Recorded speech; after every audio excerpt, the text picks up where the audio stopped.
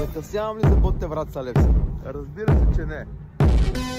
От Ботевград идваме на стадион Христо Ботев. Христо Ботев, най-великото име. Едно от най-великите. Разбира се, ето го там портрета. Дано ще е празник. Ще е празник днес. Нямам търпение да почне матч. Ай. Левски! Левски! Левски! Левски! Левски! Левски!